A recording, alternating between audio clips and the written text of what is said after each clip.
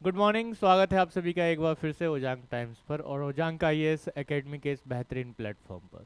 आज हम बात कर रहे हैं एक बार फिर से इंडियन एक्सप्रेस में आए कुछ ऐसे महत्वपूर्ण प्रश्नों पर, ऐसी महत्वपूर्ण सुर्खियों पर जिनसे हमारे प्रश्न बनेंगे। ऐसी सुर्खियां जिनसे हमारे क्वेश्चंस यूपीएससी के एग्ज़ाम में हमेशा आते रहते हैं और ये रिपीटेड होते हैं।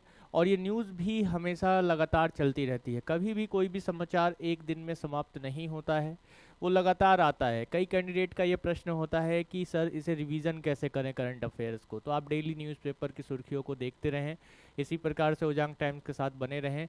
न्यूज़ हमेशा अपने आप को दोहराती है और एक बार अगर आपने अपने सुपर नोट्स बना लिए, शॉर्ट नोट्स बना लिए हैं, जिसके लिए आपको मेरे साथ जुड़ना पड़ेगा करंट अफेयर्स के बैच में डेली शाम को, तो आप उसको भी ज्वाइन कर सकते हैं। और उसमें जो शॉर्ट नोट्स आप बना रहे हैं, जो आपको पीडीएफ प्रोवाइड कराई जाएगी, उसको लेकर आप अच्छे नोट्स अगर बना रहे हैं तो बार बार आपको नोट्स बनाने की ज़रूरत नहीं है। अगर वो टॉपिक फिर से करंट अफेयर्स में दोहराया जाता है तो आप उसे उसी नोट्स के थ्रू अपने आप का रिवीजन कर सकते हैं, अपने उस टॉपिक का रिवीजन कर सकते हैं। तो जैसे अभी हम आगे देखेंगे कि आज ही हमने कल जो कुछ समाचार पढ़े उनका रिपीटेशन कितनी बार हुआ है, तो आप इस चीज़ से अंदाज़ा लगा लेंगे कि रोज़ रोज़ हमें नई चीज़ों को जानने का वो नहीं है। बस हमें इन चीज़ों पर फोकस रखना है कि क्या चीज़ एक नई अगर किसी दिन आ रही है तो उसके लिए अलग हमें नोट्स अपने क्रिएट कर लेने हैं। और अगर जो रिपीट हो रहा है तो पीछे रिपीटेड नोट्स से अपने आप को वो कर लेना है। तो इंडियन एक्सप्रेस का जो फ्रंट पेज है वो अरुणाचल प्रदेश के जो एक स्टेटहुड डे है, 38 स्टेटहुड डे है, उसके लिए बताया गया है, इसमें दिखाया गया है। और इसमें आगे हम जो पेज पर आएंगे तो इस पेज के पीछे वर्ल्ड वाला पेज दिया हुआ है आज। तो इसमें आप देखेंगे कि जो रफ़ाह में या जो युद्ध चल रहा है किनके बीच में, अभी इसराइल और हमास के बीच में, तो उसको लेकर अभी यूएस ने यूएन में एक रिजोल्यूशन डाला है कि कुछ समय के लिए टेम्परेरी जो है सीज फायर गाजा में, गाजा वॉर में, गाजा युद्ध में होना चाहिए कुछ समय के लिए। तो यहाँ पर इस पे क्या होगा, क्या आगे हमें देखने को मिलेगा, क्या कुछ समय के लिए सीज फायर इस क्षेत्र में होगा या नहीं होगा। इसी तरह से आप देखेंगे कि रशिया और यूक्रेन का वॉर चल रहा है और इसमें अभी रशियन मिलिट्री ने ये बोला है कि उस रशियन मिलिट्री ने ईस्ट यूक्रेन सिटी को कम्प्लीटली कैप्चर कर लिया है। तो इस पूरे क्षेत्र की जो ज्योग्राफी है वो हमारे लिए बहुत महत्वपूर्ण हो जाती है। क्या भारत का कोई आर्थिक प्रोजेक्ट इस युद्ध की वजह से बिगड़ रहा है? क्या इनका कोई, इन युद्ध का कोई प्रभाव पर्यावरणीय रूप से पड़ रहा है, नकारात्मक रूप से? तो जैसे अभी आप देखेंगे कि कल ही मैंने करंट अफेयर्स में कराया कि कैसे यूरोपियन जो बाइसन है, जो एक जीव है, जो पृथ्वी के भारी मैमल्स में से एक है, वो, उस पर नकारात्मक प्रभाव पड़ रहा है। उसकी संख्या जो है, जो उसकी संख्या है वो लगातार कम हो रही है, घट रही है, वो विलुप्त होने की इसके स्तर पर आ चुका है। तो इस तरह से आपको लिंक करना है। और ये चीज़ें लिंक कब होंगी? जब आप करंट अफेयर्स के बैच में मेरे साथ जुड़ेंगे। आप सभी लोग जुड़ सकते हैं ओजांक ऐप पर जाकर, या स्क्रीन पर जो आपको नंबर ये पट्टी पर शो हो रहा है 8750711100, तो इस पर आप कॉल कर लेंगे तो आपको सारी जानकारी उपलब्ध हो जाएगी। इसके साथ ही फ्रंट पेज पर उसी चीज़ को बताया गया है, एक जो सबसे हमारे लिए महत्वपूर्ण है। एक तो कि पंजाब फार्मर्स ने अभी रिजेक्ट कर दिया है गवर्नमेंट का जो ऑफ़र है, जो कि लगातार ये चल ही रहा है फायर। इसके बाद जो हम लोग एक इम्पॉर्टेंट न्यूज़ पर बढ़ेंगे आगे, तो मैं आपको बताता हूँ कि हमारे लिए जो एक महत्वपूर्ण समाचार है, पेज नंबर 7 पर आ जाते हैं हम लोग, उस वहाँ से स्टार्ट हो जाता है हमारे लिए जो एक महत्वपूर्ण है, जैसे कि यह super computer and the AI in AIIMS. तो अब ये साइंस एंड टेक को हमारे कनेक्ट करता है कि कैसे हेल्थ सेक्टर में एआई और सुपर कंप्यूटर हेल्प करेगा अलग अलग डिजीज़ को आइडेंटिफाई करने के लिए। यहाँ मुख्य रूप से जो बात की गई है वो बात की गई है कैंसर पेशेंट्स को लेकर, कैंसर थेरेपी को लेकर, उसको लेकर बात की गई है। तो यहाँ पर हम लोग देख रहे हैं कि इसकी ज़रूरत क्या चीज़ें हमें दिखाई देगी, कि जो कैंसर का आइडेंटिफिकेशन है उसकी उसके क्या स्टेज है, वो सारी चीज़ों की जो है बहुत ही सटीक और सही जानकारी, उसके लिए क्या हम कर सकते हैं, ये सारी चीज़ें हमें यहाँ पर दिखाई देगी। तो what is iconology AI developing the CDAC Pune के द्वारा के द्वारा ये डेवलप किया गया ये एआई आइनोकोलॉजी नाम इसे दिया गया है। और ये मेनली काम करेगा हेल्थ सेक्टर के लिए। और इसमें मुख्य रूप से हम देखेंगे कि additionally genomic data of cancer patient का जो जीनोमिक डेटा है वो भी इसमें रखा जाएगा। Aims will be uploaded the system to understand the relation with various treatment, अलग अलग ट्रीटमेंट को लेकर। तो कैंसर को लेकर यहाँ मुख्य रूप से एआई का इस्तेमाल अभी एम्स में स्टार्ट होने वाला है और सुपर कंप्यूटर का।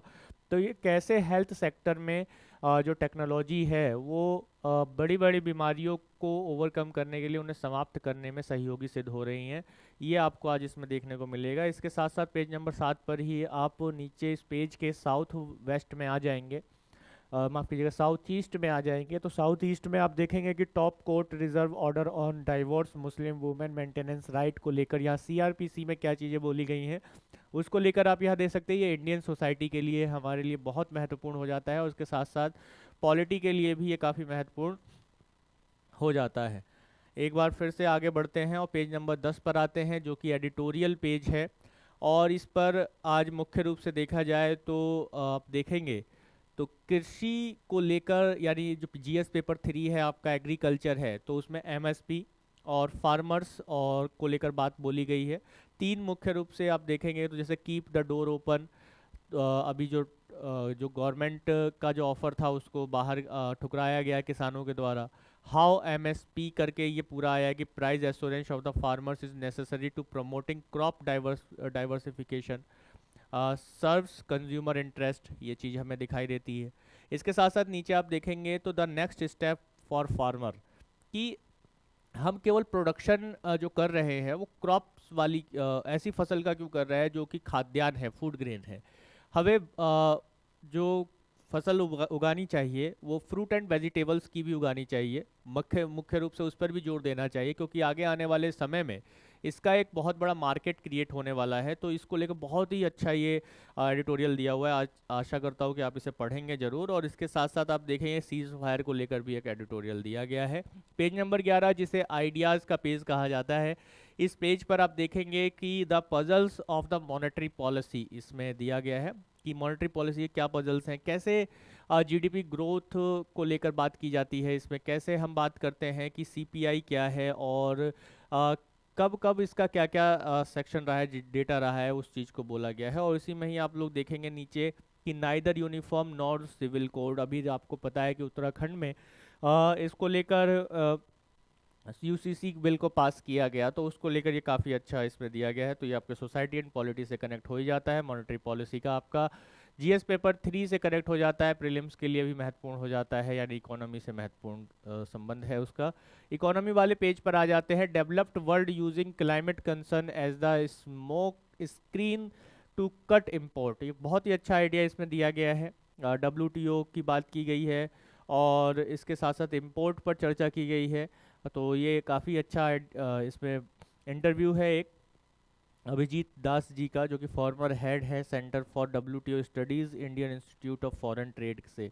तो इनका आइडिया ज़रूर देखिएगा। और इसके साथ साथ हॉस्पिटलिटी सेक्टर में रेवेन्यू जो ग्रो हुआ है, वो ग्रो होने की बात है कि जो फाइनेंशियल ईयर 25 तक 11 to 13% तक हॉस्पिटलिटी सेक्टर इंडिया में काफ़ी ग्रो करेगा, इसको लेकर बात बोली गई है। यानी कि इन्वेस्टमेंट भी आने, एफडीआई भी काफ़ी इस यहाँ आएगा और जो डोमेस्टिक इन्वेस्टमेंट है वो भी बढ़ेगा। इस चीज़ पर बात इसमें की गई है इकोनॉमी वाले सेक्टर में। और इसके साथ साथ जो एनर्जी सेक्टर है उसको लेकर भी बात इसमें बोली गई है कि अभी रिसेंटली जो एनर्जी प्राइजेस है ब्रिंग डाउन ऑयल, और fall in energy prices bring down oil और gas import will despite volume growth, इसको लेकर बात की गई है। यानी कि जो एनर्जी सेक्टर है उसमें अभी इंडिया का क्या एक सेक्टर है कि ट्रेड वैल्यू कितना रहा है फाइनेंशियल ईयर 23 में, और हम देखेंगे 24 में।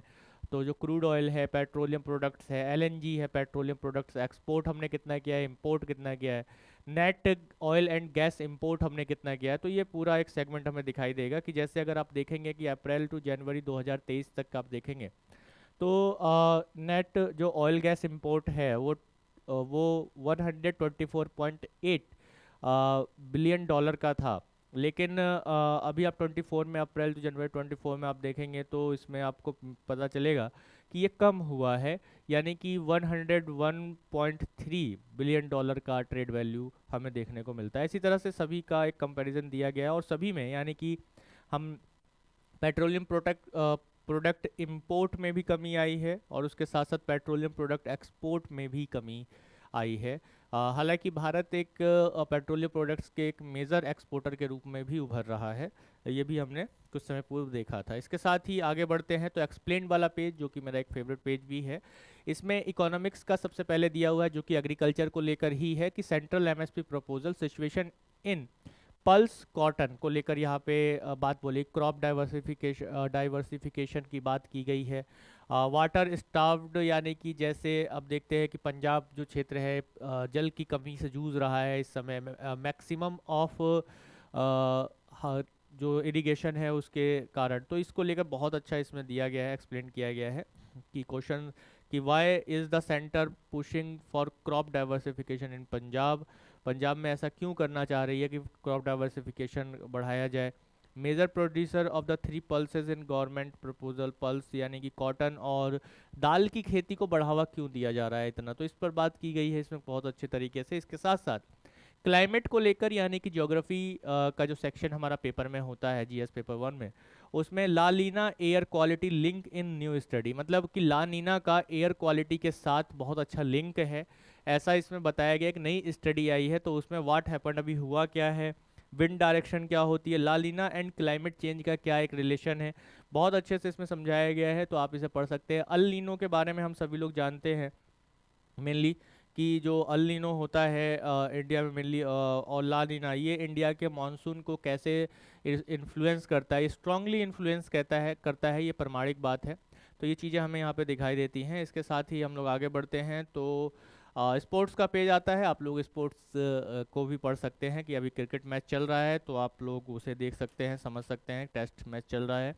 अभी हम देख रहे हैं कि हॉकी का भी गेम चल रहा है, हॉकी भी चल रहा है, तो आप इसे भारतीय हॉकी को लेकर क्या अभी नए बदलाव हुए हैं इनको आप जरूर सभी लोग पढ़ें, ठीक है, सभी लोग पढ़ें। तो इसके साथ ही ये आज की कुछ प्रमुख सुर्खियां थी इंडियन एक्सप्रेस की, जो कि हमारे एग्ज़ाम्स के लिए, यूपीएससी मेनली यूपीएससी एग्ज़ाम के लिए काफ़ी महत्वपूर्ण सिद्ध होने वाली हैं। तो मिलते हैं अगली क्लास में अगले पॉइंट के लिए, अगली नई सुर्खियों के लिए, कुछ नए पॉइंट्स के लिए। तो आप करंट्स के साथ जुड़ना चाहते हैं, डिटेल में जुड़ना चाहते हैं मेरे साथ, तो आप करंट अफेयर्स बैच को ज़रूर ज्वाइन करें, ताकि वहाँ पर आप प्रॉपर एक एक्सप्लेनेशन ले सके और चीज़ों को समझ सके। तो चलिए मिलते हैं अगली क्लास में, तब तक अपना ध्यान रखें, खुश रहें, मस्त रहें, ज़बरदस्त रहें, जय हिंद।